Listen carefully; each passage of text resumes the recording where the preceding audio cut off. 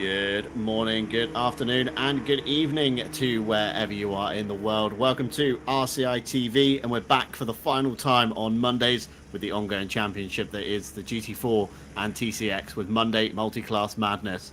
Last and final round tonight taking place at Oulton Park, located close to the village of Little Budworth in Cheshire, England, and racing began around the 1950s with various private meetings being held on the Oulton estate.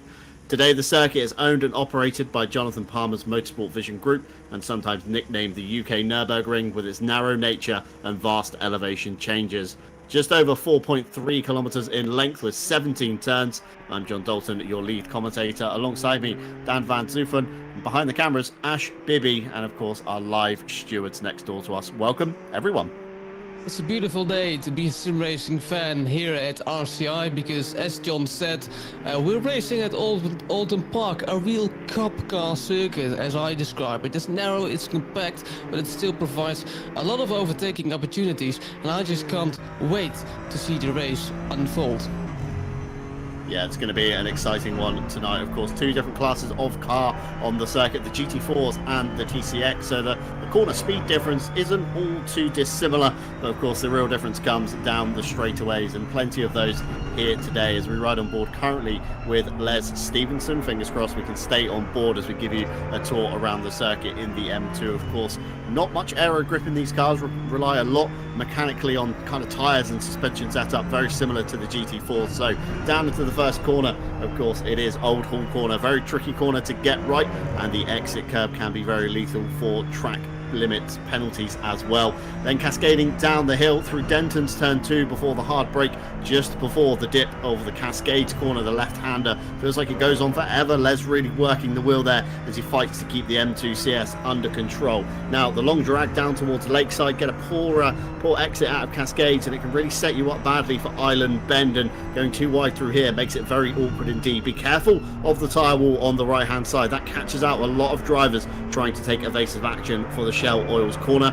Turn 6 of No Name is the slight kink in the straightaway, shall we say, before we get to, of course, Britain chicane. Very fast left, right, left. Turns 7, 8 and 9 before coming over the hilltop and coming down towards, of course, turn 10, 11 and 12. Again, a nice sequence of corners. A good pass in place if you can get a good run out of Britain's, of course, up the inside. Be careful not to hook too much inside curb here because it can really upset the car once again. And equally, be careful of the exit curb on the Knickerbrook. It's a very savage curb in its nature and can really pull the car off to the left-hand side. Now, up under the Oulton Park Bridge, across the top of Clay Hill through turn 14 of Water Tower. It's a very fast corner once again, and again a good passing place through Druids. Double apex right-hander, Les there missing the second apex as the car washes wide but manages to keep it off the grass. And then the final run under the Warwick Bridge down towards Lodge corner, of course, turn 16. Again, bit of a later apex than you kind of anticipate. Les there really fighting the car, struggling to get the front end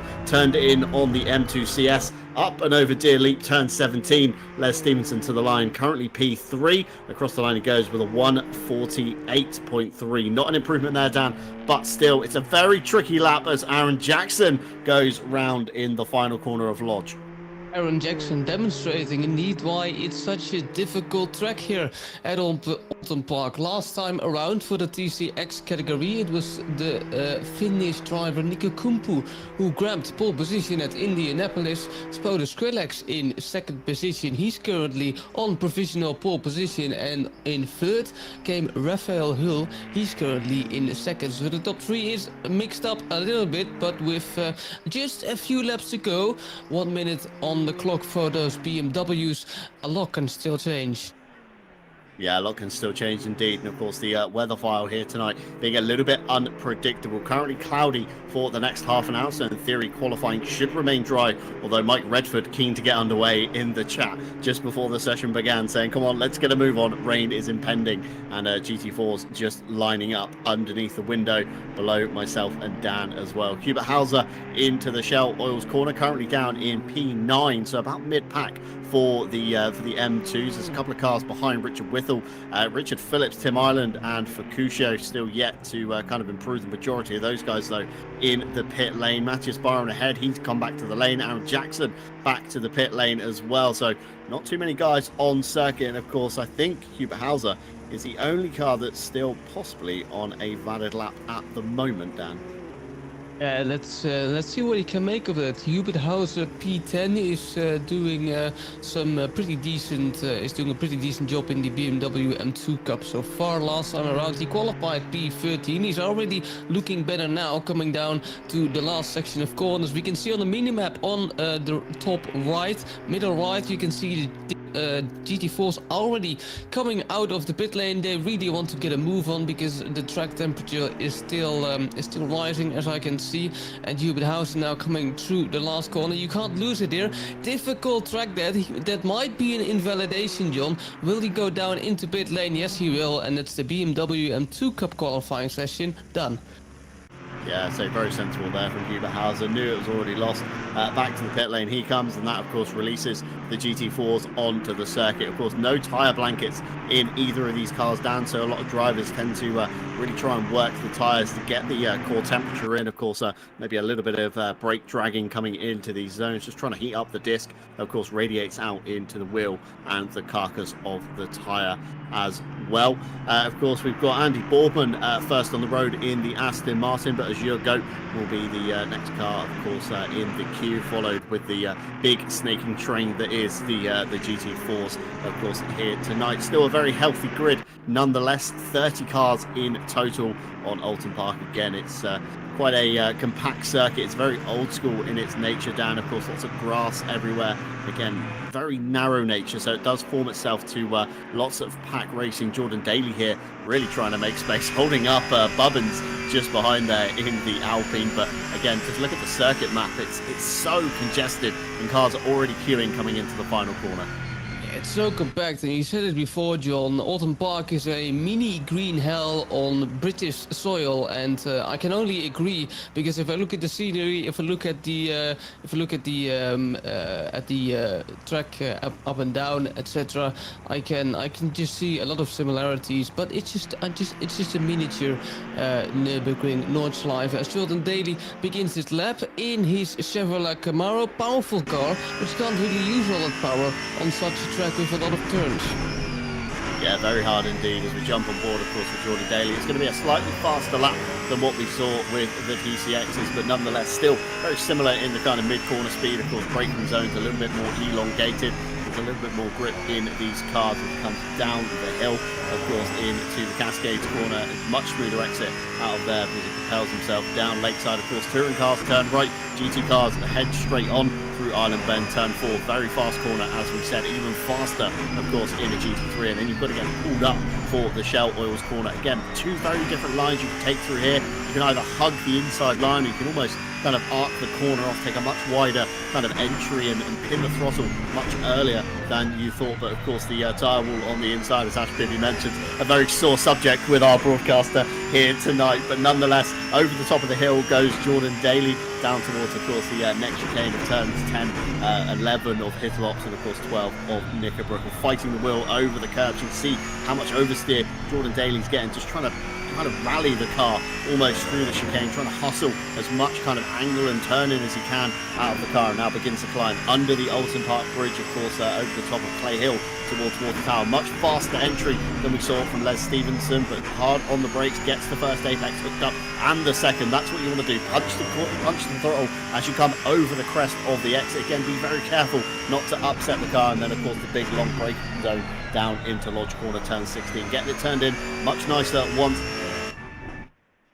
limits, and it seems that we've been struck with maybe a server issue on the screen at the moment, but of course we will endeavor to get this one fixed as Jordan Daly does go to the line, provisionally P5 overall. We've got Mike Redford at the top with a 141.655 as your goat next in line, 142.525, some 0.8 of a second behind, and then a very small margin to Andy Boardman, 142.547.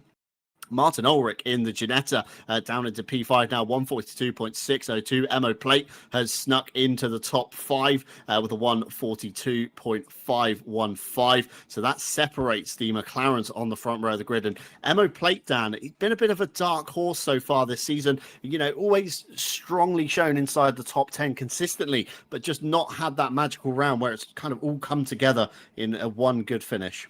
No, we saw, especially in Indianapolis, he was doing quite well, but then his engine suddenly blew up in the Audi. You can do that if you downshift too aggressively, and it happened for Emo Plate, and I can only agree with you, John, there. Emo Plate is really a dark horse in this competition, and I can only hope, especially for a fellow Dutchman, of course, he could do well in this round at Oulton Park. Of course, we said it before, Oulton Park, everything can happen at Oulton Park because it's so compact. It's such a difficult circuit. So I'm interested to see if the Audi driver has a bit more welfare on this track.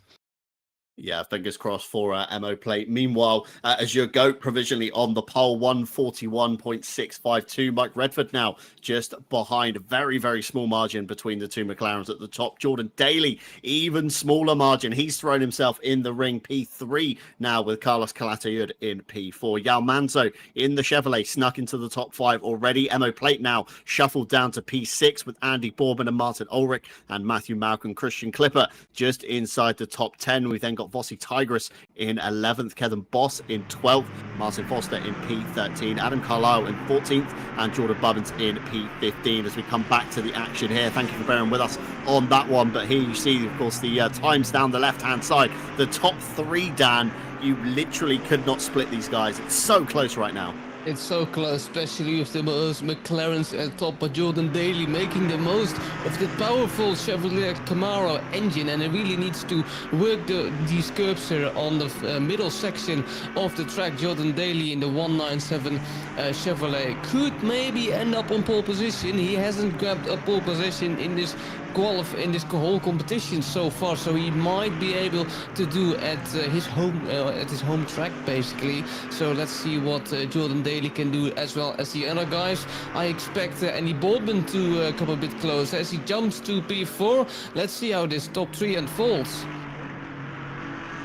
Yeah, absolutely, Dan. Let's see how it does unfold. Andy Bourman, of course, snuck ahead of Carlos Calatayud. Mike Redford back to the pits, just under 3 minutes to go on the clock. So does he have enough in him? Of course, reduce the fuel load, come back out, and maybe get enough heat in those Pirellis to go for one last kind of stab at it. Of course, a very small margin from Mike Redford taking the pole. Jordan Daly comes out of Lodge Corner, down Daly, of course, up the other side, over the line he goes, and it's not an improvement. A 141.660 and a 142.250 was the last time by there, but still another couple of stabs at it, Dan. Of course, 1 minute 41 roughly lap time. That's at least another 2 in the pot for the Just Gamers car.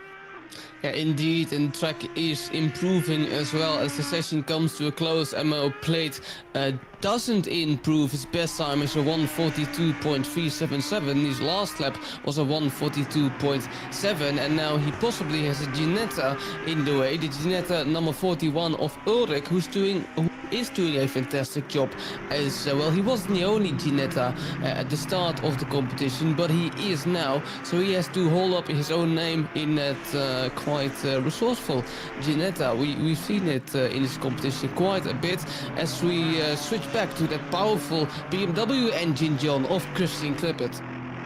Yeah, Christian Clipper, of course, you mentioned there, of course, the power that we saw coming out of this car at the Red Bull Ring in the early days. And, of course, the last round at Bathurst looked pretty quick as well, but just couldn't quite get the race together all season. And Indianapolis, again, just to name another circuit that was quite favourable on this calendar. Again, Oulton Park, not really a power circuit. It's a very kind of, chassis platform-based circuit. Lots of tricky turns, of course, elevation changes and curbing. But Christian Clipper, of course, setting himself up for one last stab at it. Of course, just over a minute on the clock.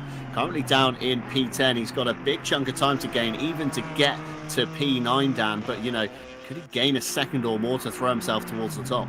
I didn't expect the field to be so spread out in qualifying, because let's be fair, we have seen in the earlier stages of the competition to the qualifying field is quite compact, but on Oulton Park it's already a small track, and of course it is lots of corners, it's quite challenging, but I did expect everyone to be a little bit closer in qualifying. Maybe it will be the case in the race, who knows. We can see Jordan Bubbins in the Alpine, also the only Alpine currently driving in the GT4 category, if I'm not mistaken. Jordan Bubbins has having a decent season, we could say. We've seen some really bright moments of Jordan Bubbins, but also, just like Emma played, being a little bit of a dark horse and not having quite the luck he maybe wants, and so far he's doing decently, but not good enough for the top position. Maybe that will change as the qualifying comes to an end. Yeah, absolutely. So, of course, we're getting near the end of the session. Checker flag is out. So, a few cars still on valid laps, to name a few. The 69, Andy Boardman, just across the line. No further improvement for him. Of course, Martin Ulrich on that one as well, coming across the halfway point, should we say, of the lap. Of course, as he cascades over the top down towards the Knickerbrook chicane, essentially, in that little Ginetta. Again, that's going to be a good car to keep an eye on, especially over the course of a race stint. Again, quite a light platform, of course, a Ford V6 engine, I believe, powering the GT4, and of course the only one in the field. It's a bit of an oddball pick, but Martin Ulrich has done really well this season to hustle such the car that is towards the front end of the grid all the time.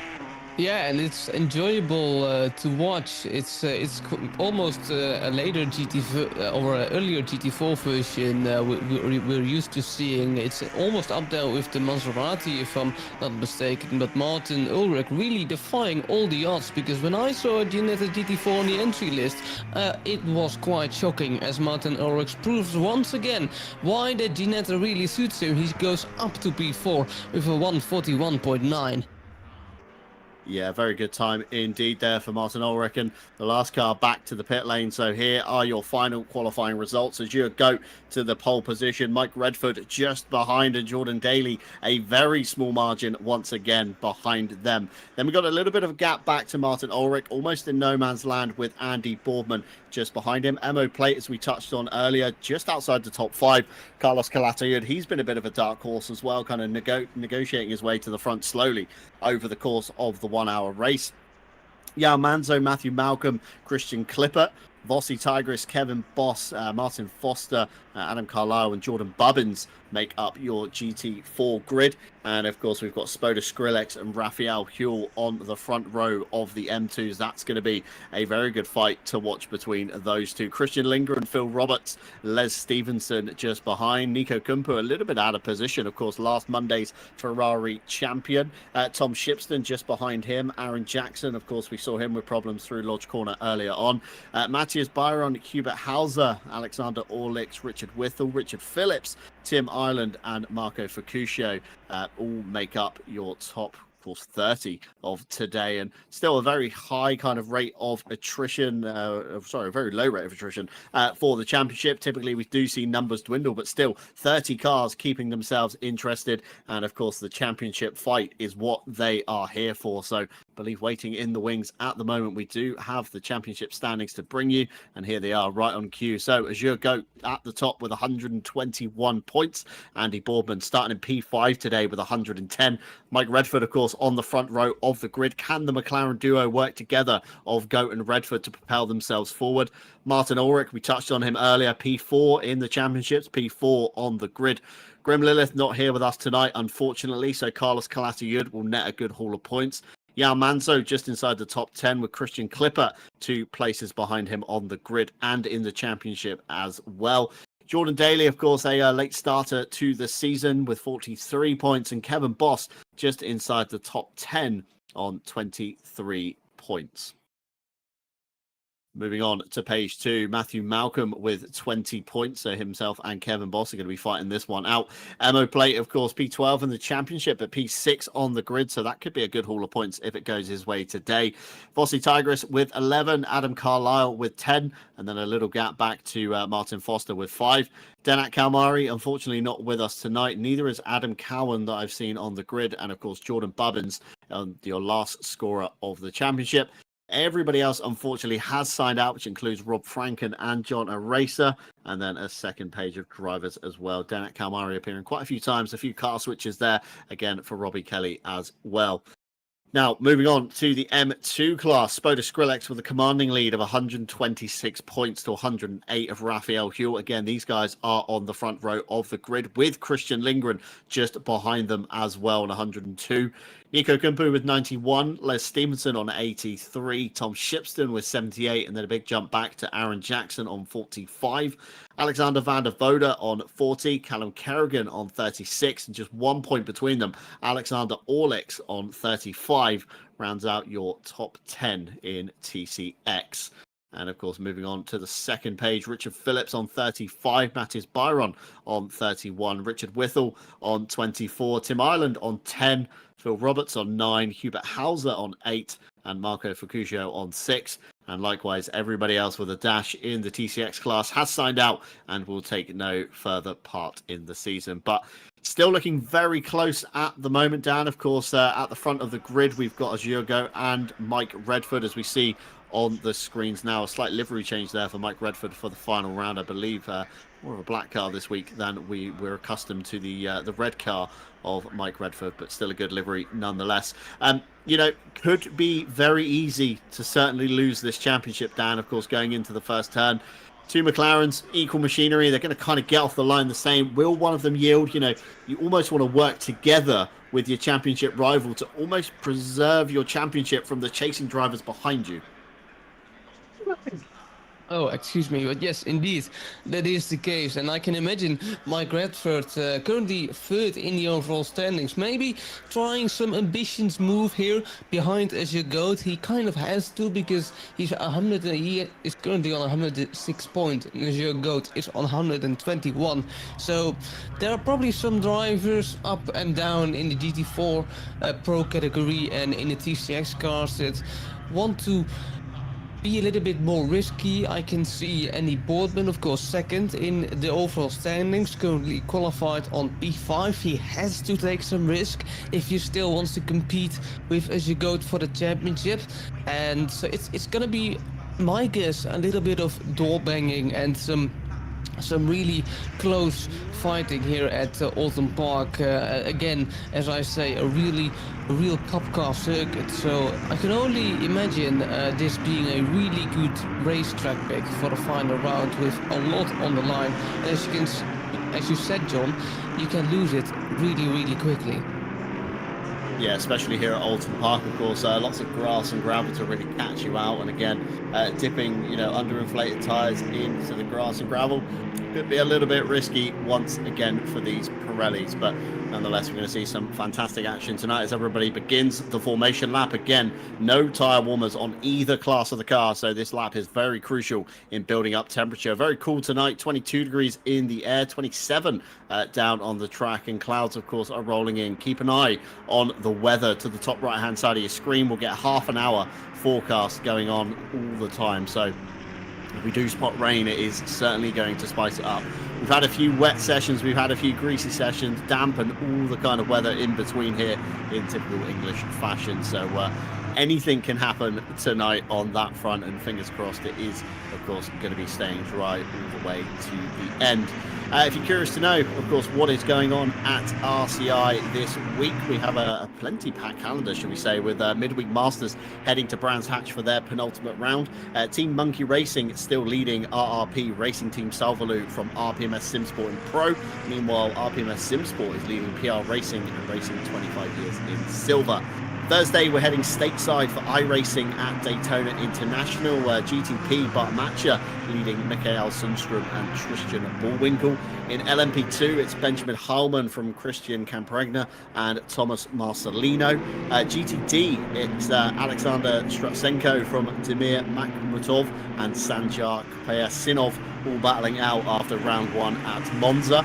Friday sees the second round of the GT2 season heading to Watkins Glen. It's Christopher Streppen leading this one from Grim Lilith and Aaron Jackson in Pro. Meanwhile, it's Kevin Boss fending off Mike Jones and Fabian Hunderhager from round one at Bathurst. And Saturday next week, it's the turn of the World Tour to take centre stage at round two. We're heading to the south of France for Paul Ricard. RCI Esports Blue leading nearly on pace, and RCI Esports Yellow in Pro with Steady Start Racing Blue from Left Hand Racing and Onid Esports in Silver. Of course, cars are coming down to the final corner, so we're about to get underway tonight. But Tim Ireland did announce his new Monday championship, and it will become live on the website. I believe it's already live for sign-ups. Team Jaguar or Team V12, and pick your side for this unique calendar using the older machinery. Round 1 kicking off at Suzuka on Monday, April 29th. That's going to be a very interesting one to fight out. But we do have tonight's championship to round up, and we're about to go green here at Oulton Park. Cars, of course, 2x2 as they come to the line. We wait for the green flag. There it goes. Azure Goat with a great start already, getting ahead of Mike Redford. Covers off that outside line. Doesn't want to move happening around the outside of turn 1. And we now head down the avenue towards Denton's and the Cascades for the first time. In the background, M2s 3, 4, 5 abreast. Mike Redford's over the curb on the inside. Can he get it drawn up? Just about before piling into the back of Azure Goat very closely through Cascades of turn 3. And in the background, it looks like everybody's kind of calmed down. A few double files, a few single files through the field. But meanwhile, Mike Redford, he's hungry, Dan. He's chasing the back of Azure Goat. He really wants to get a move into these early laps, getting very aggressive into the Shell Oils corner. That's going to allow Jordan Daly in the Chevrolet Camaro to close up. And it's all relatively clean as we get towards the pinch point of the circuit. Of course, turn 5, that's the corner where it all normally goes nasty, but it looks like everybody is through safely towards the first chicane we go. And a couple of yellows out in the background already, the 65, the 141, and somebody else caught up in there as well. I'm sure we're going to get a race replay from our broadcaster Ash Bibby, but here we go with a race replay. This is Christian Lindgren. This is the start of the M2s of turn 1. That looks like maybe Raphael Huell up the inside of Lindgren, trying to make up some all-important places early on. And then, of course, we've got another replay here from the back of the pack, I believe. This is coming down into the Shell Oils corner.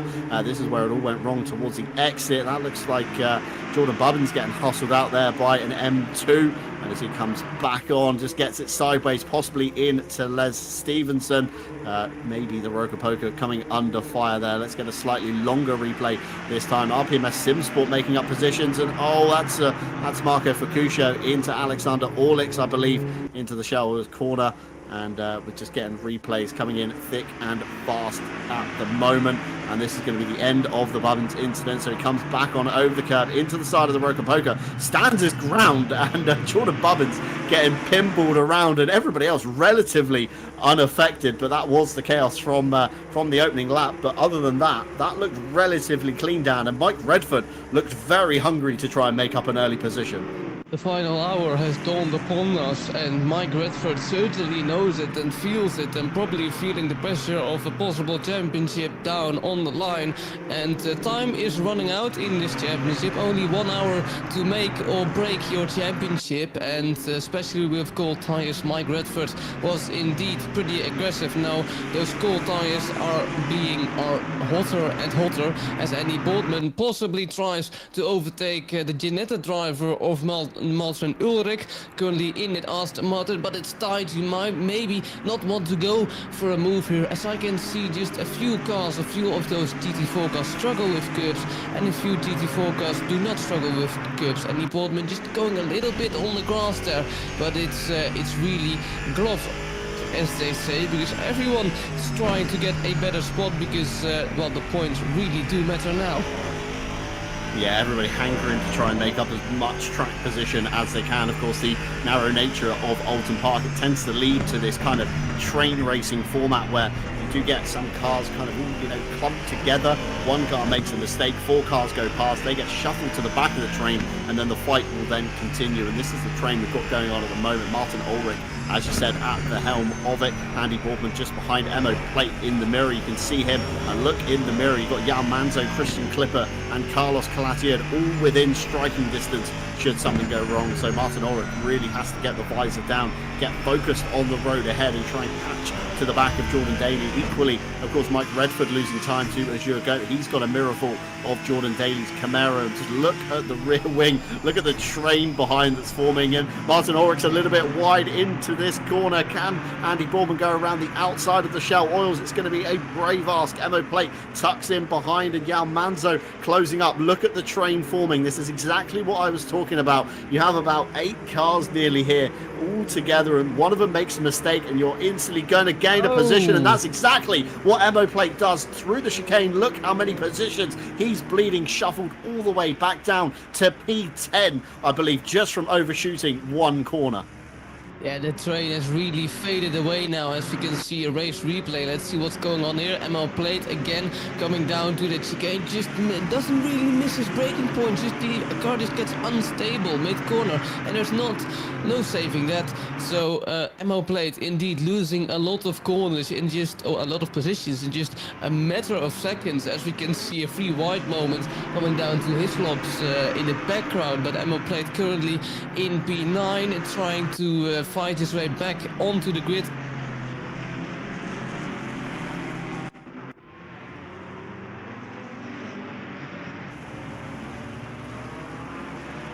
Now on the outside, it's Adam Carlisle indeed on the Aston Martin, just needing to avoid action there, otherwise probably destroying his car, and by doing so his whole race. But the Aston Martin driver keeping on track, and so he's slotting down in P14. Yeah, that's the glory of the escape roads there. Of course, Adam Carlisle getting a little bit of contact down into the Knickerbrook chicane, but able to take the runoff road essentially and rejoin the race at the back. Of course, no harm, no foul really on that one. Just a few positions lost, and of course Martin Foster in the Cayman all the meanwhile trying to escape up the road. We've got a race replay coming in from, this is Christian Clipper, Carlos Calatayud and Yao Manzo, and Calatayud just pokes the nose of the Mercedes down the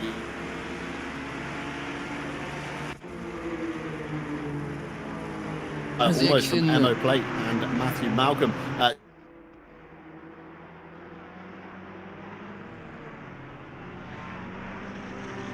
Himself and Carlos now, but of course Yao Manzo just ahead there, dips a wheel in the chicane, doesn't lose too much time, and no harm, no foul.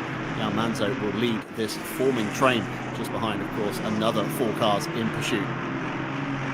Yeah, it's really action-packed racing here, as we love to see it, Christian Clippert, as you mentioned, still on the back there of the Chevrolet Camaro of Manzo, and I wonder where Jordan Daly is still there in P3. I thought I lost him there, but he's still currently in P3. Of course, it was a really close qualifying for those GT4s, but the gap seems to be opening up a little bit, as Christian Clippert, what can he do with that big, powerful BMW engine as he heads down to Oulton corner? It's just not big enough. The main straight is just not big enough for Oulton Park for that BMW to do anything, John, and so he will remain in P7.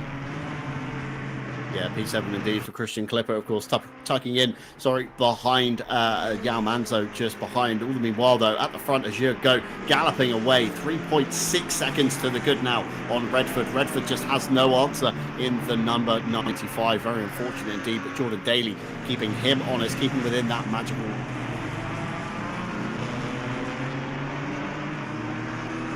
corner, but does get it hooked up and around the cambered side of the road, and of course keeping with Yao Manzo. We've got a race replay coming in this time. This is from Jordan Bubbins down into Cascades, and that's one of the RPMS BMWs just behind the number 22.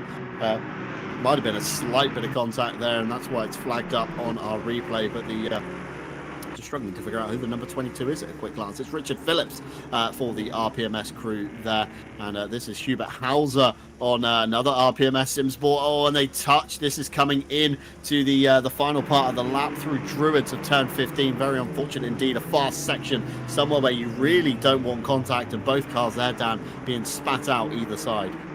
Yeah, really unfortunate, and that's Oulton Park for you. It's going to be banging doors with someone anyways.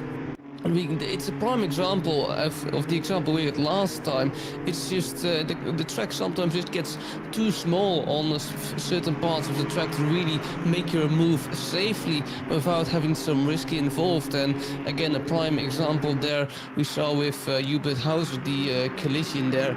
And we're probably going to see some more of that. We still have 51 minutes remaining, so a lot can still happen as Kevin Bos is trying to chase down his fellow fellow Aston Martin driver, Adam Carlisle, that is, in the number 142 Aston Martin, currently driving on P12. He had a little moment going into Knickerbrook, but fell down to P14 and is now back up in P12. Let's see what the Aston Martins can do. Jordan Daly now trying to attack the McLaren of Mike Redford, and that's something Mike Redford really doesn't need if he wants to keep his hopes for the championship on high. But Azure Goat, John, is driving on a dominant lead, 4.2 seconds away. Yeah, Azure Goat tonight just in another league compared to Mike Redford, but 4.2 seconds to the good. That's another 0.8 of a second pulled out in just the last lap or so. Jordan Daly with the big Camaro just kind of bearing down on Redford. He's going to be driving in his mirrors more than, of course, out the windscreen, which is exactly where you need to be looking if you do want to progress yourself up the road. But Redford there just missing the kind of first part of Druids and hitting the second part, and Jordan Daly looked much faster through that corner. But towards the final corner, of course, Lodge corner, turn 16, nothing to be had on an overlap, and Jordan Daly can kind of almost lose the bottom edge of Mike Redford's car in the massive bonnet of the Camaro. It's a very kind of long-sighted car. It's quite hard to judge sometimes where the front end is, and certainly looks a lot further away on this camera angle compared to the onboard of Jordan Daly that we were just watching behind. Of course, down to the Cascades, nothing to be had there. Big flick in from Jordan Daly, and just buckets of understeer by the time he got to the final part of the corner, and that's going to give Mike Redford some breathing room, and maybe he can focus on trying to catch, of course, Azure Goat at the front, looking towards their best lap time. Last lap for Azure Goat were 1:42.2, and Mike Redford only a 1:43.1.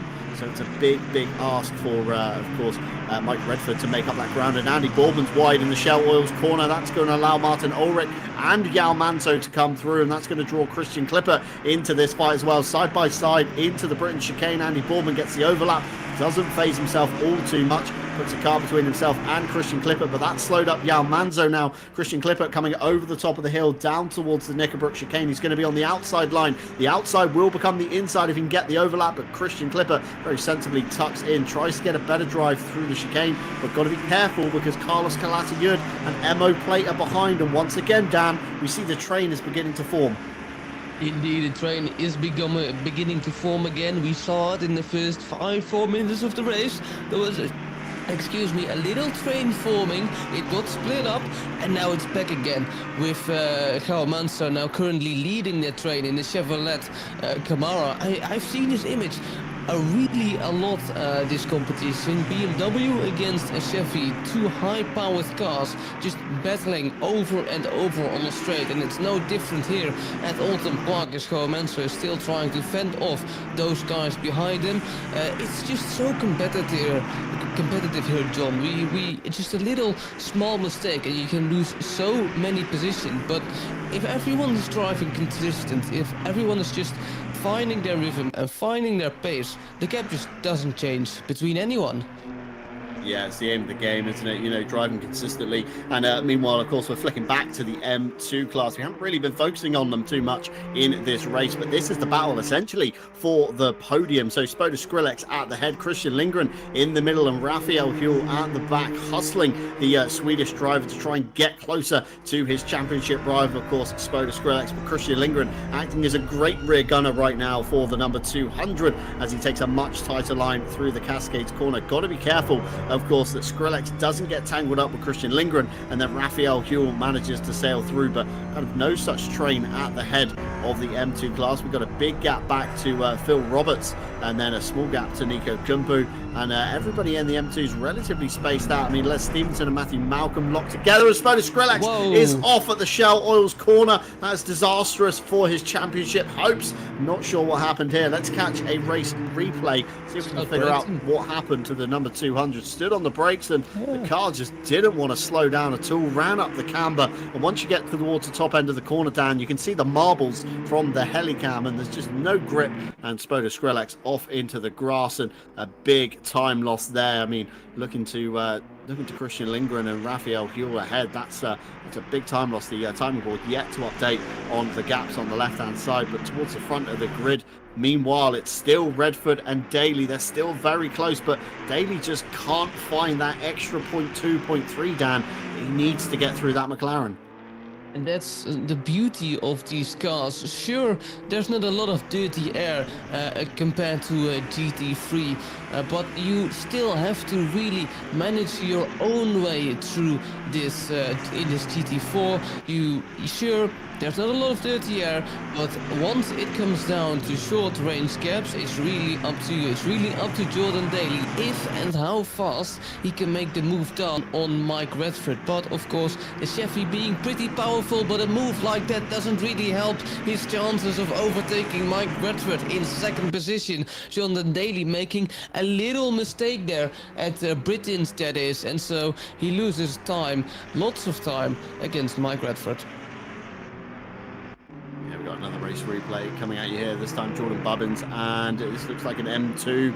Could be Christian Lindgren, I think, is the only Sim Brothers car in the mix, although we've got Matthew Malcolm back there as well. Not sure what's happened to him, but very far out of contention at the moment. And there's Matthias Byron possibly that got involved there with Bubbins. He's the next closest car down the road. Whoa. Oh, and Aaron Jackson off at turn 4 of Island Bend. He's going to find the wall, no doubt, in the BMW M2. Should be somewhere towards the right-hand side of the picture. There he is, having a little fight with the tyre. We've got to be very careful on the rejoin here because the apex is almost at the kind of foot of the corner where he is, and waits very sensibly to get himself back underway for everybody to pass. Hooked into the apex, but looks like he stood on the brakes. And we spoke last week how kind of intrusive the ABS can be on these GT4s and these TCXs. I think he hit the brakes. The ABS just kind of fought him and sent him understeering off, but did very well to get it collected, kept it out of the wall, and very sensibly waited for the rejoin as well, Dan. So no harm, no foul, just a lot of time lost there for Aaron Jackson.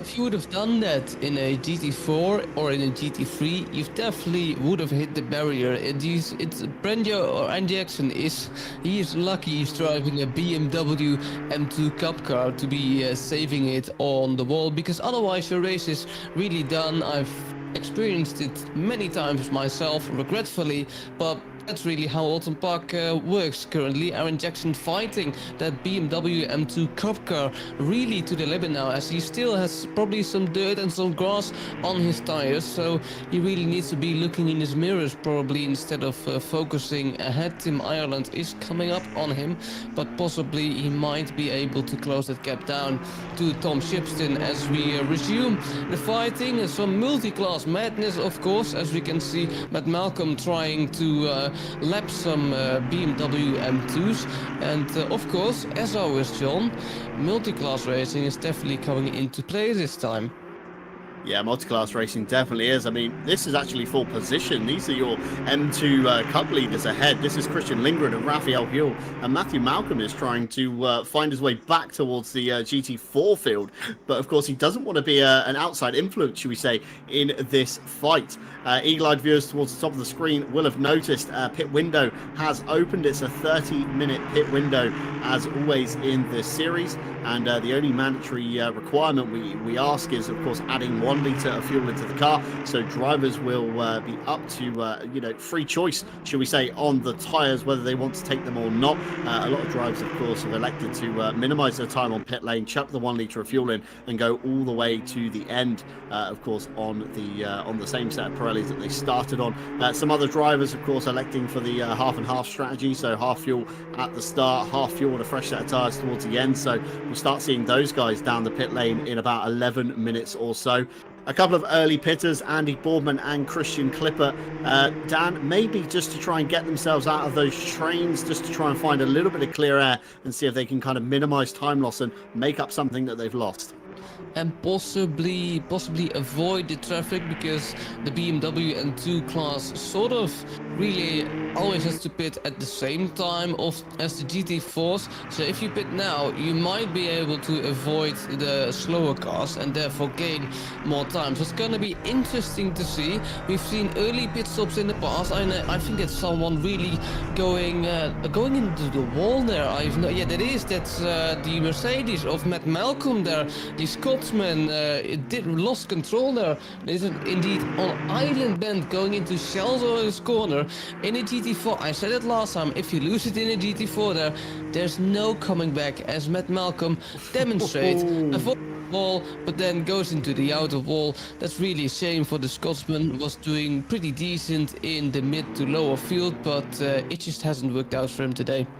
I mean, perfectly threaded the needle. We could give Matthew Malcolm that award, certainly, for getting it between the tyre barriers, but unfortunately not being able to draw it up in time for the outside wall that was, of course, impending. Just touched the grass on the outside of Island Bend, and just, of course, dragged the car wide all the way through the grass, the gravel, between the tyre walls, through Shell Oil Corner, up the banking, and into the outside wall. Very unfortunate indeed, but I think the garage door has come down on that entry, and Matthew Malcolm will take no further part. Very unfortunate indeed, as you said, Dan. Looked like he was having a good kind of, you know, 3/4, should we say, a second 3/4 better than the race start, of course, clawing his way back through the M2s.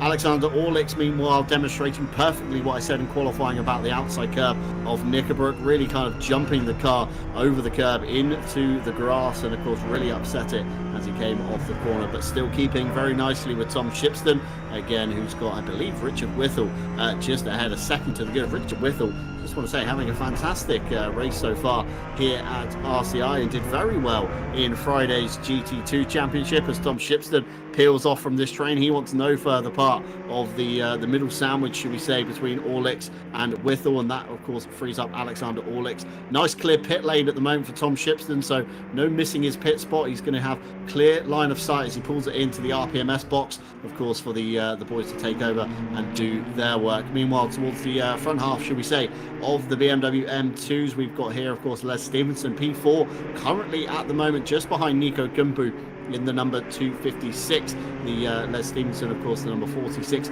Valentino Rossi fan, if you couldn't tell by that livery, but certainly putting on a great show here as well. Done very well in the championship, and I think he surprised himself last round. I believe he said in an interview he wasn't actually expecting to do that well, but certainly has had a good season nonetheless. And Iko Kumpu has just struggled ever so slightly compared to the dominant fashion we saw in the Ferrari Challenge car. Just hasn't quite gelled with the M2. Of course, it's a very different kettle of fish between those two cars, Dan. Yeah, indeed, but Nico Kumpu, he is a fast driver, as you say, in these Ferraris. However, the really main difference is with these Ferraris, the BMWs probably have a little bit more of a braking advantage, and so you really need to work these cars with the pedals instead of the steering wheel, because with these BMWs M2 don't really have a lot of downforce, and therefore it's gonna be really different compared to the Ferrari car. And so maybe Nico Kumpu just can't really find his feet, and maybe he can, but the results just don't show it. Nico Kumpu currently P4 in the overall standings. Now, if everything suddenly changes and we get a massive plot twist in his championship story, Nico Kumpu could still be able to win it. Mathematically, he could still be able to win it, I think. But then Spoda Skrillex, Raphael Hull and Christian Lindgren almost can't score any points. So he's not out of the running, but he's almost out of the running. We'll see later into this race as Kevin Bos is now needing to look in his rear view mirrors, as Tigris, currently in the number 50 Porsche, is trying to overtake the Aston Martin, and so we have a little train of cars. I think this will be a really nice fight. Yeah, certainly is going to be a nice fight forming as Vossi Tigris gets a better run off Lodge Corner into the back of Kevin Boss. Very unfortunate there, and he will lose some time in the number 15. Let's have a race replay here. I was going to say Kevin Boss streaming over on Twitch at the moment, twitch.tv/crashneck, and of course you can catch him there. Little tap from Vossi Tigris. Vossi coming worse off than Kevin Boss as they came through, of course, Lodge Corner and up through Dearly. Looks like the Porsche just got a much better kind of traction off the corner compared to Kevin Boss, and very unfortunately into the back. But no harm, no foul. That kind of spreads out this gap a little bit more now. Has allowed Adam Carlisle ahead, number 142, to escape up the road. We've got a yellow flag out briefly on circuit there. Andy Boardman down in P7. Of course, P8 actually, sorry, I stand corrected on the timing there. No, possibly P7. Yeah, we'll go with P7, why not? P7 after making a pit stop. Jordan Daly also down the lane, as well as Azure Goat, your provisional race leader. So keep your eyes on the number 765, because that in theory is the leader on the road once the pit stop cycle through. Of course, Mike Redford now able to inherit the lead. Martin Ulrich goes up to second, Yao Manzo third, Carlos Calatayud in fourth, and Mo Plate in fifth. So Azure Goat and Andy Boardman, technically your P1 and 2 on the road at the moment. We'll have to see how that turns out. Jordan Daly, though, bullying the Cayman as they come through Druids. That was a good save from the Porsche there. I believe that is Martin Foster in the number 44, but he's not going to be too happy about that one. I'm sure Live Stewards will be looking into that one, of course, probably flagging up on our tool as contact there. But Jordan Daly managing to get through the Cayman, but a little bit overly aggressive, I would say, during this stage of the race. I mean, Martin Foster still has to pit, so no real kind of gain for that one,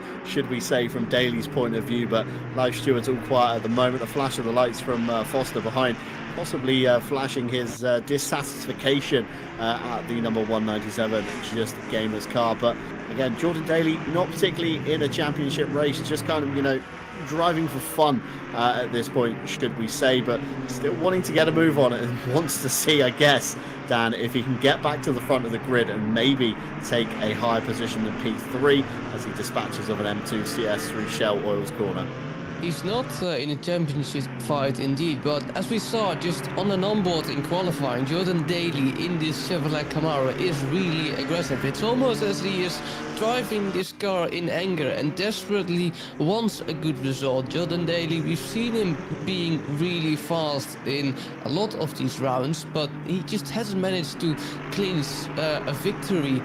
Maybe that will change again at Oulton Park, but if he keeps doing moves like that, it's a little bit on the grey side of acceptable. Maybe the live stewarding will give him a penalty, maybe not. It's not up to us, of course. So let's see how Jordan Daly well fares in this race. He's coming up to Andy Boardman, and as John said, Andy Boardman and Azure Goat are currently the provisional leaders in this race, if I'm not mistaken. We'll come to that mystery soon, because the pit window closes in roughly 18 minutes. Jordan Daly again dispatching another BMW M2 on the hunt for more. Jordan Daly, he smells blood. He does indeed, and just coming out of the pits right now is Mike Redford, I believe, just ahead in the front of the shot there, getting held up a little bit by one of the Sim Brothers cars. Not sure if that's Christian Lindgren or, of course, Matthias Byron in the car. I'm going to assume it's Byron, just by Orlix being ahead of him there. So that's the number 100. Redford dispatches very swiftly of the BMW and takes no time to do so, even on maybe slightly colder tyres. Daly up the inside of the Shell Oil's corner, just about gets it drawn up, dips a wheel into the grass on the inside, but still gets around the corner safely nonetheless. So a little bit of time loss, I would say, for Jordan Daly somewhere on track. And Christian Clipper now behind Martin Foster. He's not going to be too happy about all these drivers pretty much buried in the rear end of the RPMS Cayman. Christian Clipper going to use the power as he comes over the top of the hill. They touch off to driver's left. Martin Foster goes into the Armco through the Pirelli boarding, and Christian Clipper will find himself a position. But Martin Foster being absolutely bullied today, Dan. Yes, indeed, being absolutely bullied. You can't do anything about it, and the live stewards will probably think something about that. We have a race replay. Raphael just with this camera angle, you could almost see him cruising down the Oulton Park circuit as the replay comes to an end. Switch back to the action again. That's one of the leaders in the TCX class. We can see that moment again, the wiggle of that Porsche, just confusing Martin Foster there, or really confusing Martin Foster there, and as a result Martin Foster collects him. So not sure what was going on there at the Porsche's end. We saw a little bit of a wiggle, really strange. Maybe the live stewarding will think something of that. Fact is, Christian Clippert is driving in P9 in a big powerful BMW, might even get up some positions because the top three hasn't pitted yet, and the pit window is 16 minutes from closing. Yeah, pit window about halfway now until it, of course, closes. Christian Clipper maybe getting confused, like you said, with Martin Foster's kind of wiggle as he came over the hill. Not sure if maybe a hardware kind of glitch, or just wasn't quite sure which side of the road he wanted to be on. And unfortunately, Christian Clipper, of course, keeping the foot buried into the floor of the BMW, just kind of pushing through the Cayman, should we say, and very unlucky for Foster there, especially hitting the Armco on the left-hand side. Meanwhile, we've got Les Stevenson and Nico Kumpu still together, half a second between these two. And again, Les cannot seem to catch that little bit of gap that, of course, they need to get close enough to Nico Kumpu to try and, put a move on the number 256 as they come down to Cascades. Not going to be close enough. Nico Kumpu just far too consistent, I would say. Les Stevenson certainly driving the wheels off the number 46. And, of course, just ahead, Spoda Skrillex and Christian Lingen, Raphael Huell, your leaders. So again, got a bit of a train forming here almost.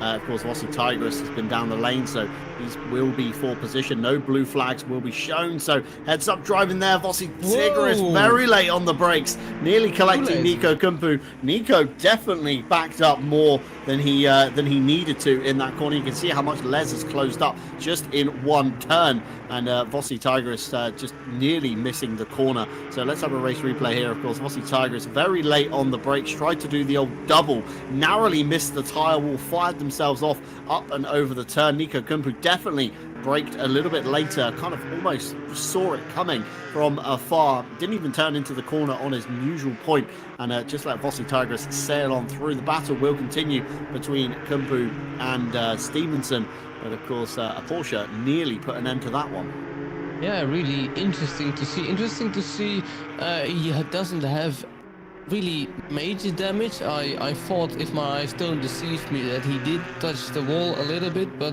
the damage seems to be okay. In any case, Tigris really needed to watch his braking point there, as he demonstrated he almost forgot what it was there, and currently did lose some time, not a lot, for that incident, so he's maybe a little bit on the lucky side as well. But let's see what he can do. I can see an indicator of that BMW M2 trying to communicate with the other cars around. All right, let me go past me. I'll let you GT4 cars by. Just do your own thing. And Jordan Daly definitely wants to do his own thing today. He has demonstrated that quite clearly a few times today, as he's now on the chase, but compared to his fellow Camaro driver, I should say, João Benso in P7, the Portuguese, trying to fend off Jordan Daly, the Jordan Daly that again smells blood. Mike Redford currently in P6 there, as we can see him in the background, but Jordan Daly again trying to get up some more positions. Yeah, Jordan Daly still trying to, of course, make up positions. Very close, coming down to Cascades, into the back of João Manzo, very closely into the 222. Of course, Chevrolet's it's going to be a bit of friendly fire going on there. Meanwhile, just ahead, Andy Boardman seems to have dispatched of Mike Redford. That's definitely a position change on the road. Possibly Boardman stopped there, being ever so slightly better than Redford. As your GOAT, of course, still technically your provisional race leader without, of course, any pit stops being done. We've got a race replay here. This is of Andy Boardman. I believe this is Mike Redford already been dispatched of just behind there. So that's happened somewhere in the first sector. Not too sure what happened there. Possibly we can maybe get an interview from Mike Redford later. But still, the McLaren driver is close with Andy Boardman. He's not lost it yet. Still within half a second or so as they come through the Knickerbrook chicane, of course, towards the latter half of the lap. Just looking towards the pit stop timers, Andy Boardman very fast down the lane at 26.4, Mike Redford at 29.3. So nearly 3 seconds lost there for Redford just in the pit stop alone. João Manzo also in the 26s. Jordan Daly 29.8. That's a particularly slow stop. Kevin Boss 31.7. Maybe a little bit of damage from the incident with Vossi Tigris being fixed there. But most drivers appear to be back into the 26s, some touching the 30s in the M2 CSs. Of course, a slightly slower car, so you'd almost expect the slower time, of course, coming into the lane, out of the lane, etc. As Richard Phillips is behind Byron, currently sizing up a move, seeing if he can get anything done. Of course, both drivers on the road here have pitted. Alexander Orlix and Richard Whittle ahead are still yet to pit. So live stewards appear to have woken up this time. We're going all the way from lap 1 to lap 16. So plenty of incidences. Of course, we're on lap 19 at the moment. So McKenna McConnell and her team tonight nearly caught up on everything. And we've got Jordan Daly at the wall. That's at the Shell Oils corner, Dan. Let's get a race replay, see what happened here. Yeah, coming to all the Shell's corners behind Lee Stevenson. They're trying to overtake him. Blue flags are waving. Now coming through Island Bend. Does he just lose it? Maybe a little bit too much speed. Maybe a mechanical failure, because it seems that he just doesn't brake. It's really interesting what's happened here. I suspect a mechanical failure, possibly with the brakes, because, well, you have to brake at Shell Oil's corner, and if you don't, as Jordan Daly demonstrated, you go into the wall. So I suspect a fault not caused by his own, probably mechanical failure on the steering wheel itself, but that's really unfortunate for Jordan Daly. He was really doing really well, but it just wasn't meant to be today, John. Yeah, very unfortunate indeed for Jordan Daly in the number 197 Just Gamers car. That could almost breathe a sigh of relief for Redford. Of course, he was chasing down Mike Redford for P6, so Redford can now focus maybe onto the back of Andy Borman more than in the mirrors, but he's still got a Chevrolet Camaro, but it is going to be in the form of Yao Manzo in the 222. Back to the stewards reports, as I was mentioning. I'm going to skim through the racing incidents, so I'm not going to read those. I'm going to go straight for the penalties that you see on your screen. So we have a lap 1, turn 5, involving the 200 and the 65. It's a 5 seconds for the car number 200 for forcing another car off track. Lap 1, turn 5, involving the 65, the 46, the 99 and the 60. It's the 10 seconds for the 65 for an unsafe rejoin, causing heavy contact and damage to multiple cars. Lap 1, turn 5, involving the 141, the 20, the 587. It's a 10 seconds for the car number 20 for a takeout, but position was returned. We then got lots of racing incidences, warning for contacts. We've got a lap 3, turn 7, involving the 44 and the 142. It's 5 seconds for the 44 for forcing the 142 off track. We then got an interesting one, lap 4, turn 11, involving the 79 and the 60 racing incident. Neither driver entirely at fault on that one. We've then got a lap 14, turn 12, involving the 44 and the number 197. So that was Foster and Daly, if you remember that one. That was for an overtake with contact, position not returned. That was a 5 seconds for the number 197, of course, who has unfortunately retired and pulled the door down. And then we have no further time penalties on the board, but still a few incidents I can recall that haven't yet been tallied up. So anybody down the timing tower on the left-hand side of your screen with a red penalty next to their name. So we're looking at Foster, Skrillex and Fukusho, to name a few. Of course, anybody has taken their mandatory pit stop, so has a green box on the timing tower. That will, of course, be added on to the end of their race time. So in the case of Spoda Skrillex, he can clear that time in the pit window. Of course, he'll be held for the additional 5 seconds after all the work is complete on the car. So Spoda Skrillex has 5 seconds to make up. Of course, that's not what you want, Dan, currently in your championship defense, should we say. Of course, you've got it's of course Christian Lindgren and my brain has gone completely blank right now. Raphael Huell, beg your pardon on that one. Of course, chasing him for the overall title at the moment. So Skrillex is really going to have to kind of get the hammer down, should we say, and get a move on. Will he take tyres during that stop? I mean, he's already been held for 5. What's another 5 track position? So very tricky one for Spoda Skrillex to call right now. I, in fact, don't agree with you, John, on that fact, because Spoda Skrillex can basically really relax. I mean, the gap to P3 is I think wide enough. It is. It's wide enough, so he can just almost lay back, just manage the gap to Raphael Huell there, because he's leading as it is.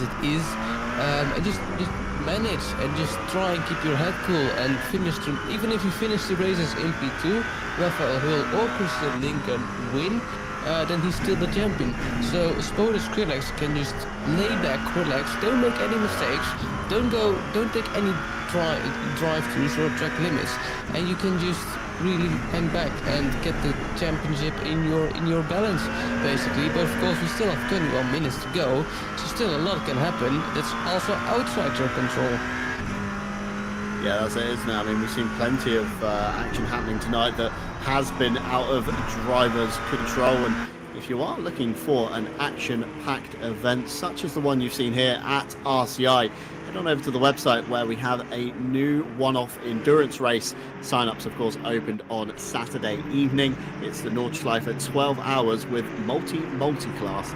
Correct? I didn't stutter, but we are throwing all the classes that ACC has to offer at this event to provide some absolute chaotic scenes at the Green Hell. The event will take place on Saturday, April 27th, and of course you can get yourselves signed up. It's, you know, teams of 2+. Is all we ask on this one. No solo drives, very unfortunate indeed. No one can recreate the kind of Luke Whitehead spectacle that we of course saw at the weekend. For those of you that didn't, Luke Whitehead of course completed the 24 hours of the Nürburgring Nordschleife solo under the guise of course of 505 Games, LFM and Veloce on that one. An absolute crazy feat. I'm sure it's one that we will see reattempted, but I don't think anybody else will succeed. But of course, back to tonight's action. Emo Plate very, very close with Christian Clipper at the moment towards the back end of the circuit, of course, of Druids. Christian Clipper's going to try and use the grunt of the M4 to pull alongside as he comes down into the final corner of Lodge. Around the outside he goes. It's the long way around. Can he make it stick? There's marbles on the outside. Christian Clipper's going to be fighting for grip. Emo Plate manages to keep the inside line tight and tidy. He will hold on to P7, but Christian Clipper, Dan, looking very racy at the moment. He may survive Christian Clipper that time, but he maybe isn't surviving Christian Clipper also in the next turn. Now Emo Plate just a little bit of a bad exit there on the inside. He needs to keep it tight now and get a good exit out of Cascades, as if he can do, yes he can, and that he manages now to keep Christian Clipper behind. But look at that BMW, he is there. Christian Clipper is hungry for that Audi, for that B7 of Emo Plate. Maybe a sent into Shell Oil's corner there, or maybe a good exit, and maybe make up your move at Bittens. They're coming up to a BMW M2 there. That could come into play, but Christian Clipper in that BMW, as you say, John, looking very racy now over Britons. He really needs to manage to get it tight and get a good exit. He doesn't really get a better exit than Emo Plate, and so this battle is stalling for a little moment as they pass the BMW M2. But look at that BMW closing up at the rear of Emo Plate, and that's a sight I wouldn't really want to see in my rearview mirrors. Yeah, Christian Clipper looking very racy indeed, and certainly Emo Plate positioning the Audi R8 just perfectly in every turn just to cover off the inside line for the 236. And of course, last time by, this is where we saw Christian Clipper with a far superior run through Druids. It looks like equal coming down this time into Lodge Corner. Christian Clipper isn't going to be able to pull alongside Emo Plate, so just fantastic positioning from both drivers. And it looks like Emo Plate has slightly outbraked himself into Lodge Corner. A little bit of oversteer on the exit, but Christian Clipper almost matching him in a like-for-like. So the battle will continue on. 3 minutes of the pit window remain. Raphael Huell, the only car on the circuit yet to take his mandatory stop. As Emo Plate goes a little bit wide at turn 2. That's going to open up the door again round the outside of Cascades. Looks like Christian Clipper has the mass overlap, but Emo Plate very late on the brakes. Christian Clipper again has to go the long way around from Cascades. Can he get the drag now? Down through Lakeside they go towards Island Bend, tucking in the slipstream. Fantastic camera angles from on board the M4. A little bit of dab of the brakes from Emo Plate ahead just to try and pitch the nose of the Audi in, and then a long drag of the brakes towards the Shell Oils corner, even tapping the brakes as they turn in just to try and get the nose pointed in much harder on the Audi. And once again, I think Emo Plate has just about survived another attack from Christian Clipper, but this fight looks very close, and I don't think this one is going to be settled anytime soon. This is going to drag on, I'd say, for at least 5 to 10 minutes. It's a little bit of back and forth between these two at the moment. Emo Plate gets a little bad run. Christian Clipper closes up. Then Clipper has to go the long way around, which then sends him off the racing line, sends him back again, and then he has to do it all over again in the following lap. And a little bit of traffic ahead, Dan. Could this be what Christian Clipper needs?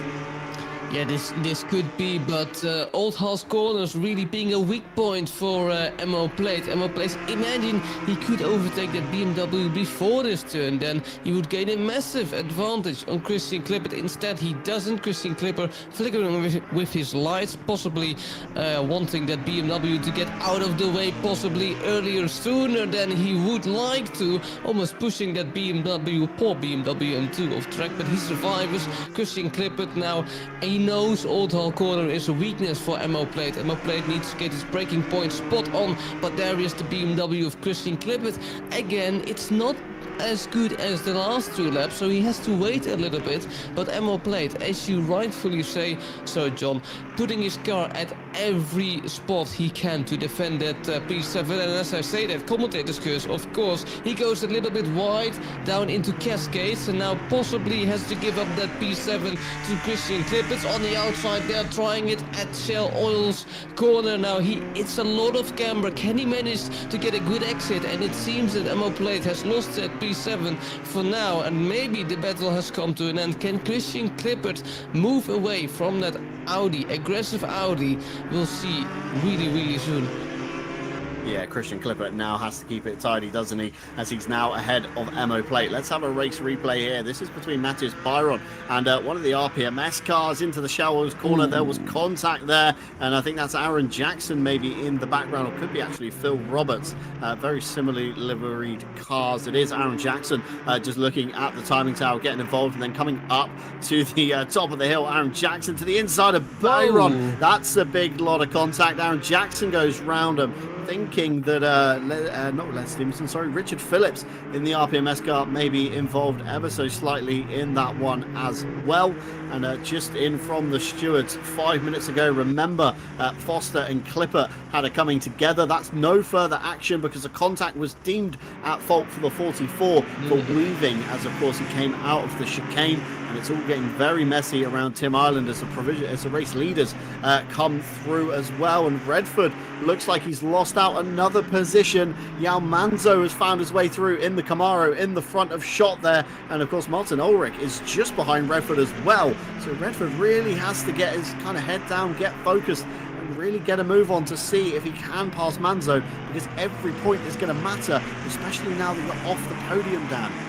Traffic given and traffic taken, especially for Martin Ulrich. He just got stuck behind Tim Ireland and will probably be really frustrated with that. He lost a lot of time compared to these guys, but as you say, Mike Redford off the podium, he really needs to push on, but the gap to Azure Goat currently is nearly 8, maybe 9 seconds if my maths is correct. So he needs to do an amazing job, or the guys in front need to crash, to possibly turn this championship around. Personally, I don't see it happening. Azure Goat is the only one that could maybe turn a change of events in this championship fight, but for now, Azure Goat has the fastest lap, he's leading, he just needs to fend off Andy Portman, and then he's got it. He's got the GT4 championship in the bag, but who knows, we still got 13 minutes left. I've cursed some people around here, I've noticed, so I'm not gonna tell any more on this battle because I don't want some blood on my hands, but the GT4 fight continues as Carlos Calatayud, the Spaniard, is now trying to chase down Ginetta. Carlos in the Mercedes, we haven't really seen much of him this race, but possibly by just sheer experience lapping the cars around him and dealing with the traffic and possibly having a little bit of luck, he's really in a good spot. Yeah, definitely in a really good spot at the moment is Carlos, of course, fresh out of the Nürburgring, I believe, at the weekend where they competed in the Rebound Racing Camp for, of course, a GT4 position as well. So plenty of experience in the Mercedes this week from Carlos. So the car that he's very accustomed to now. But of course, looking at the back of Martin Ulrich just ahead, of course, the little kind of Ginetta is going to be very nimble, very light through these twisty chicanes, and then the grunt of the Mercedes is going to try and reel him back in as they come over the top. Of course, Marshall on the right-hand side waving a blue flag, another one on the left-hand side as they come into the corner. It looks like Hubert Hauser just ahead. Mike Redford gets around him. Martin Ulrich going for a late move into the Knickerbrook, really kind of opening the door on Hauser, and Carlos Colatti nearly collecting Hubert Hauser into the door. Wasn't quite expecting Ulrich, I think, to open the door. Was probably thinking the Ginetta would definitely try it up the hill, but nonetheless you can see how much the grunt of the Mercedes has really pulled in the Ginetta towards the latter half of this lap, and Ulrich's going to have to really hustle that tiny go-kart through these corners. And of course ahead, Mike Redford still trying to catch the back of Yao Manzo on the Chevrolet Camaro, of course the 222. Just looking for the lap times, it was a 143 flat from last time on Mike Redford, and a 143.1 from Yao Manzo, so super close on lap time. It's almost a stalemate by that point. And this time we've got Aaron Jackson on Matthias Byron. This is for essentially, I think it's about just inside the top 10, Dan, if my quick counting down the left-hand side is correct. Yeah, the BMW M2 here today providing some great racing. It also provides some good horsepower with a 6-cylinder twin-turbo engine. It's providing some good racing as well. So Aaron Jackson now trying again to overtake Byron for some, as you say, John, rightfully so, some top 10 spots. Tom Shipston, another BMW M2, currently further down the field in P26 overall, so almost P14. P15-ish. I get in my ears that he's now pushing for the fastest lap in the TCX class. Who knows? Tom Shipston gives it a go anyway with 10 minutes remaining. The track is slightly improving more and more, so Tom Shipston might have a really good chance for that fastest lap. Yeah, Tom Shipston certainly pushing on, and a fast driver nonetheless, of course, taking early victory in the British Masters in the silver class, and then promoting himself up into the pro. Meanwhile, Christian Clipper with a wiggle through the Knickerbrook chicane.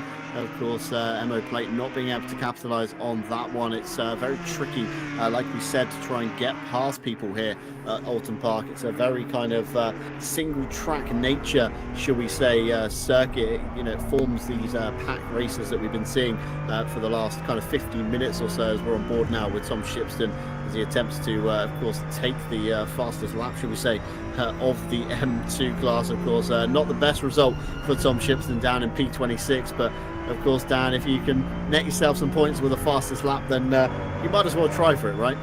Yeah, who knows? I mean, we've seen it in Formula 1 as well, and Tom Shipston rightfully so. He has nothing to really, he doesn't have a championship to lose, so it really doesn't matter. And Tom Shipston now trying to really show what he's worth and trying if he's capable to get that fastest lap for the TCX drivers. Now, we've talked about Twitch channels in the podcast before. 13th of April, we will stream the next World Tour event. It's going to be driven on Paul Ricard, and we're not only streaming that on YouTube, we're also streaming that on Twitch. So if you haven't already, take 30 seconds, get that like button and that follow button on our Twitch, and maybe we'll see you there for next Saturday's second World Tour event. Back to the action with 8 minutes and 30 remaining.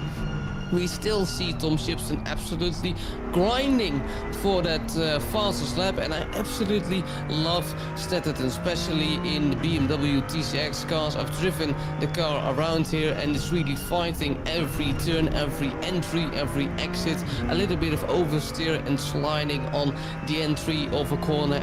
I just love it, the way these cars handle around Oulton Park, and Tom Shipston is really demonstrating how you probably drive a car in a fast race lap here at Oulton Park, and looking at his lines, he might have a really good shot at that fastest lap, John.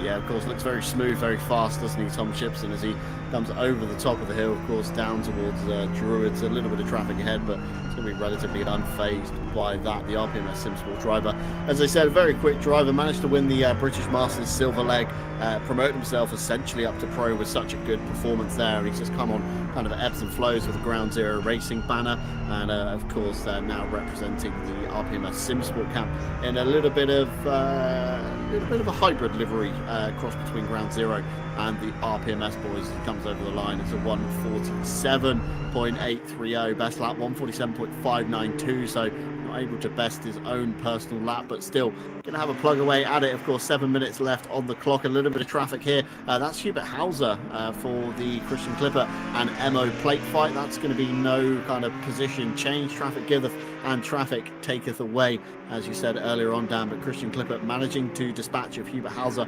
relatively quickly, and Emo plate following through as well. So no real time gain for Christian Clipper on that one. Of course, they've got nearly 17 seconds towards the rear of Carlos Calatayud's car just ahead, so it's almost a bit of a null fight for them. They're just fighting essentially for overall 7th position. Meanwhile, at the front, it looks very hectic. Yao Manzo trying to get through 2 BMW M2s. Mike Redford's going to try and do the same. Up the inside he goes into Lodge Corner, just about gets the McLaren drawn up. I think that's Byron and Aaron Jackson. Essentially, that's a P20, 21 overall, just inside, I think, P9 overall in the BMW M2 category. Mike Redford trying to set his sights onto the back of the big American V8 ahead of him. Yao Manzo last time by a 143.2, Mike Redford a 142.9, so a small gain for Redford, but it's going to have to be a lot of small gains as we're just under 6 minutes to go. A little bit more traffic ahead in the guise of Richard Phillips in the number 22. Of course, blue flags being waved in the background as Ulrich and Calatayud dispatch of Byron and Jackson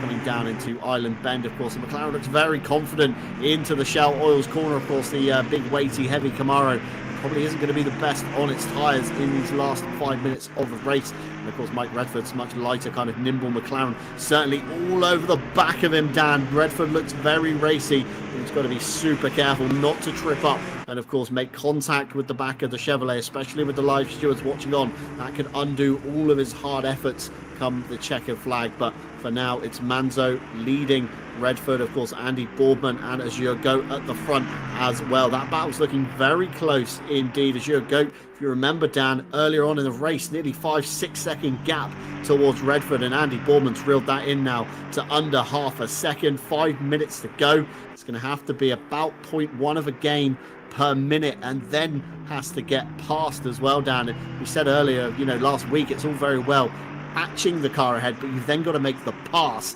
And as we saw earlier on with Emo plate,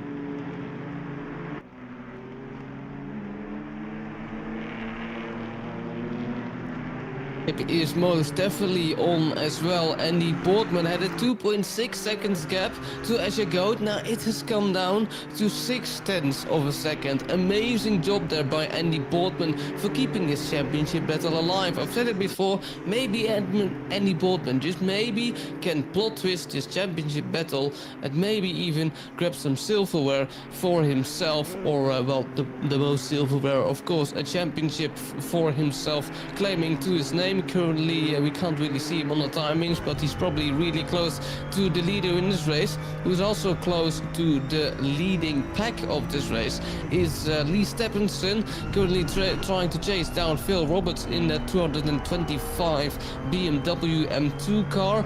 3 minutes and 40 seconds remaining on the clock, so Lee Stephenson really needing to work that BMW M2 class and really needing to put the pressure on Phil Roberts there. As we can see, Nico Kumpu currently driving in P3, currently P4 overall in the standings. He might gain a position in the overall standings, who knows. Nico Kumpu really fighting for the silverware as well. Then we have Matthias Byron, the Swedish driver for Sim Brothers Racing, also doing fairly well in his number 100 BMW M2, as we see some car driving down in pit lane. And I'm getting a deja vu, John. Christian Clippert is behind Emo plate again.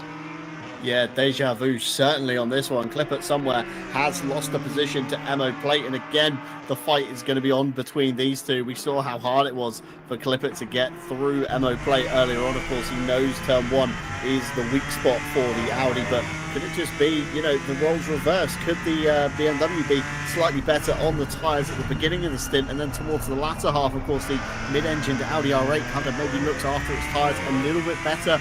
Of course, not so kind of torquey in the Audi. Of course, it's a naturally aspirated engine versus the turbocharged BMW, and Christian Klippert's running low, little to no TC maybe in that car. Could he have just spun the rears up a little bit too much, maybe warmed through those Pirellis ever so slightly, and of course not keeping the car happy for the full 1 hour stint, certainly pushing it down into Cascades, trailing the brake all the way through the corner. Meanwhile, Andy Boardman looks like he's slightly offline, although the last timing gate 0.2 of a second between himself and Azure Goat, so I'm wondering if something's happened there, or possibly just lost it in a chicane there. But Boardman could have been close enough to potentially challenge for the overall victory. Of course, just under 2 minutes to go. It's about a 1 minute 41 laps, so by the time we get to the start line, it will be the last lap for your race leaders. Of course, Jan Manzo still fending off Mike Redford, Martin Ulrich still leading Carlos Calatayud, and as we said, of course, Emmo Plate and Christian Klipper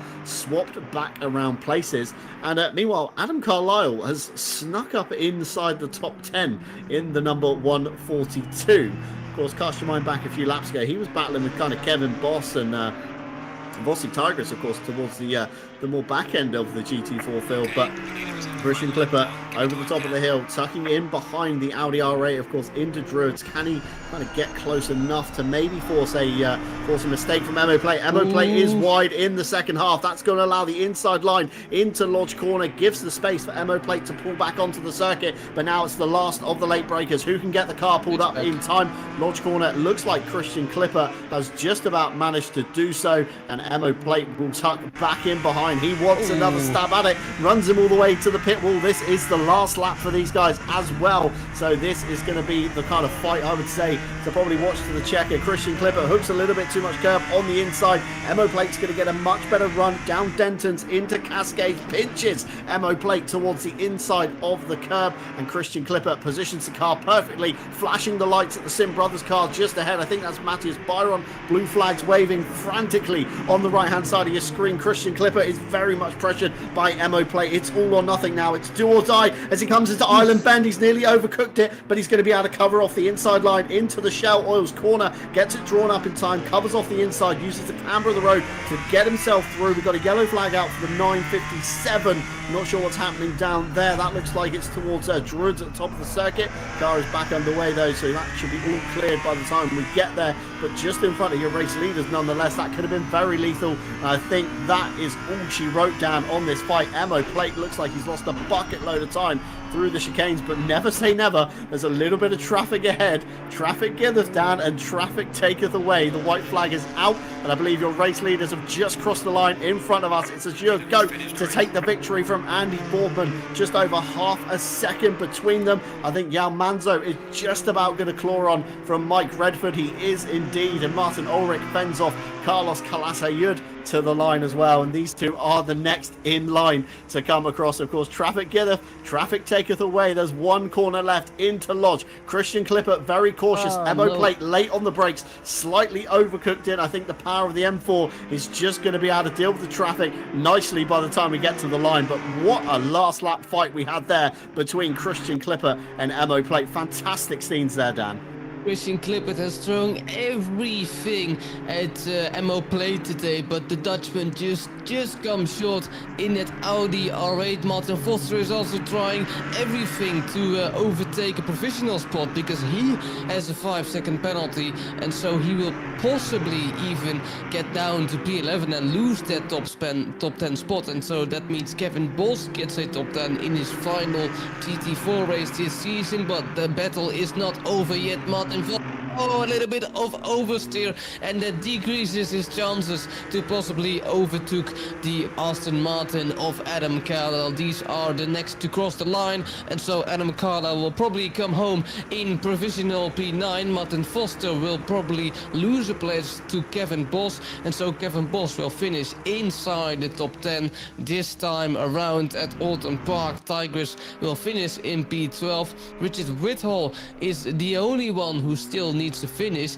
He did really great at the start of this race, and he's doing decently again. Come home in P24. As your GOAT is your championship. Possibly deserved. John, we've had a cracker of a championship. Yeah, it's been a cracker of a season, and of course a great final championship race as well. I mean, like we said earlier on in the broadcast, usually you see towards the end of the season quite a lot of sign-ups, but it has kept itself honest, this championship, all the way to the end. Of course, we had some great sign-up numbers right at the beginning. I believe we were up into the 40s on the first car of the grid.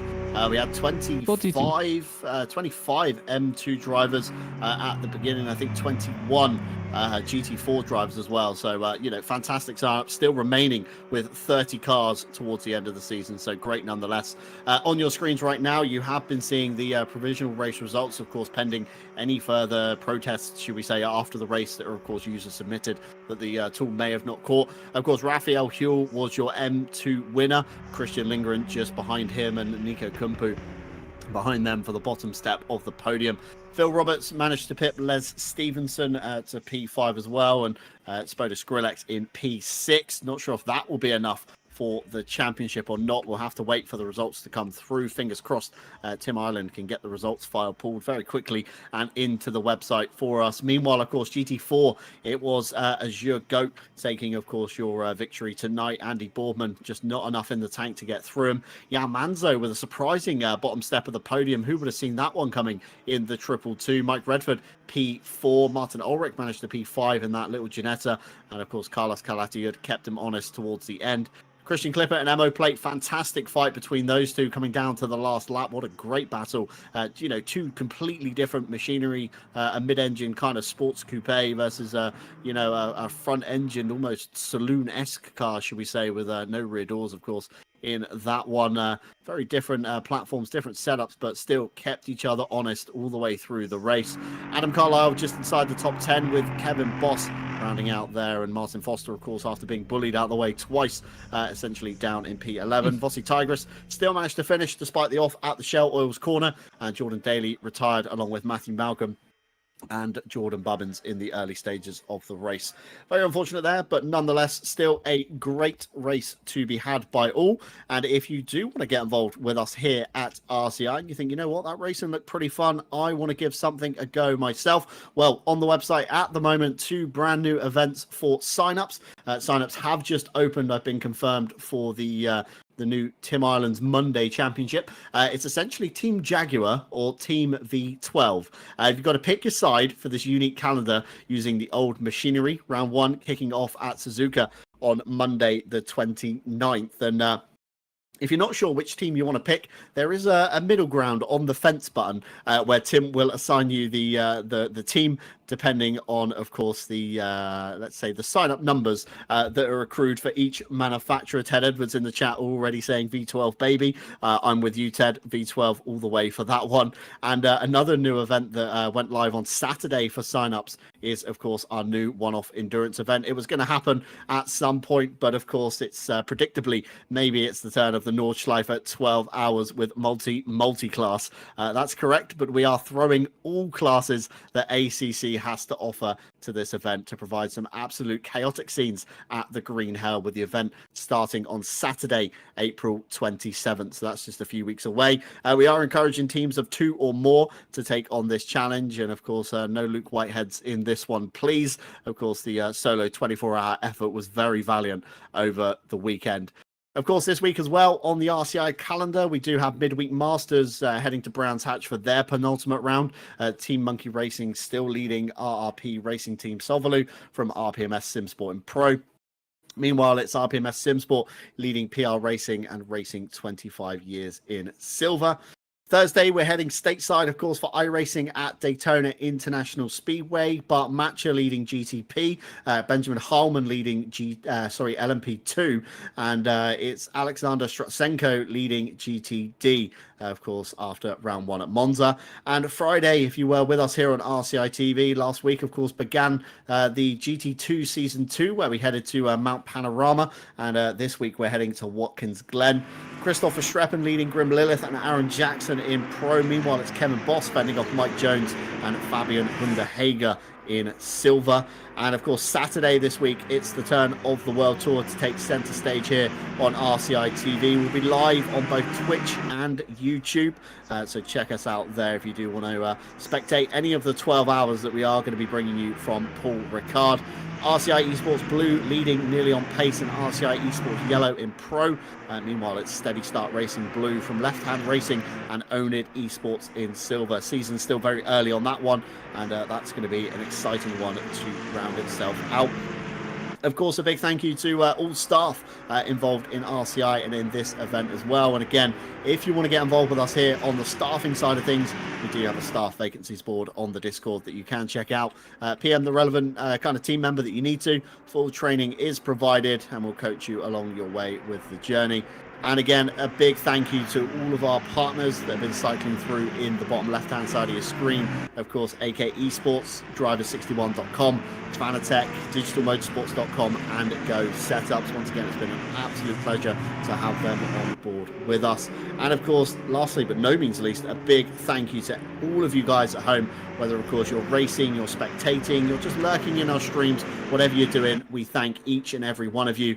And we have reached 4,500 subscribers on YouTube, which is an absolutely outstanding number considering the very small niche community that we do have here in the realm of ACC. And Dan, it's been a fantastic season here with the GT4s and TCXs. I think Tim Ireland once again cooking up a fantastic combination and a great calendar to boot as well. And I can only speculate what's going to happen when the Jags and the V12s hit the screens on April 27th. Pick your poison, really, for that category of championship. And indeed, I'm curious to see what will happen there too. It's been, in any case, an amazing journey to commentate on this championship. Monday, TCX and GT4 multi-class madness. It's really has been madness all around the season. We've seen chaos, we've seen rain, we've seen night driving. We've really had it all this season, and I'm glad I am part of it. And I can't wait for more next Monday season as well, as you say. Possibly even better with the action, or just the same. Let's see how it turns out to be, but I'm excited either way. Yeah, of course. Don't forget, down below in the description, you can find all the relevant links to us here at RCI, whether it's the website you want, the Discord, of course, which is the kind of hub of everything, all things RCI on the way. Of course, you can check out all of our social medias down below and any offerings that we do have over there as well. And of course, not forgetting the Twitch channel, where of course we run the dual broadcast for the more bigger events. Of course, reminding you, Nürburgring 12 Hours is on the website. Tim Ireland's new event is also on the website as well. But it's about time, I think, that we round off tonight. Very unfortunate indeed. Of course, we are on a small hiatus on Mondays. We'll be back with the Team Jag versus Team V12. That's on the 29th of April. Of course, the day before, the weekend before, should we say, is the 12 hours of Nordschleife, the multi-class that we do have to boot for that one. So get your names down, because that will fill up very quickly. There is a reserves list, but of course it does provide that other people sign out of the series in time for you to take a spot in the relevant class. So get yourselves in early, or you may miss out on that one. But I think from tonight, from myself, John Dalton, it's been an absolutely fantastic race to end the season on, and I'm very happy. Oh, a bit told in my ears, actually. Hold that thought. Results are on the website, and we can see how the championship has played out. So give us a brief moment with Ash Bibby while he does pull the results over to the broadcast for you guys at home.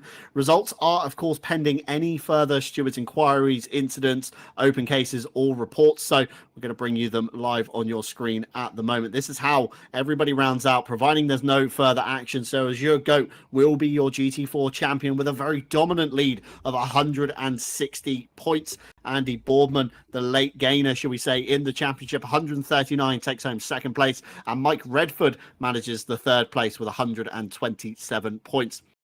Martin Ulrich getting the Ginetta up into P4, 95 points, and Yao Manzo leapfrogged, of course, Grim Lilith with 89. Carlos Calatayud also leaping Grim as well with 83. Grim Lilith with 71, 10 points behind Christian Clipper, and behind him Jordan Daly. And Kevin Boss remains inside the top 10 on the final points standing. So fantastic news there for Kevin. Did just enough in the final round to get himself into that spot. Of course, rounding on to page 2, we have Emo Plate with 29 points. A very valiant effort with Christian Clipper hassling him for the latter half of the race. Matthew Malcolm, very unfortunate retiree, of course, on 20. Adam Carlisle just 1 point behind on 19. Fossey Tigris with 15. Martin Foster on 10. Denat Kalmari finishes on 4. Adam Cowan on 1. And Jordan Bubbins, although not scoring a single point, stayed valiantly till the end of his efforts. And everybody else in GT4 unfortunately signed out and will take no further part in the scoring, including some names there multiple times of car switches. Into the TCX Pro, Spoda Skrillex did just about enough to claw off Raphael Huel. 2 points between the two, and Christian Lindgren just behind them in P3. Nico Kumpu on 116, and then our very own Les Stevenson, aka the Roker Poker, on 101.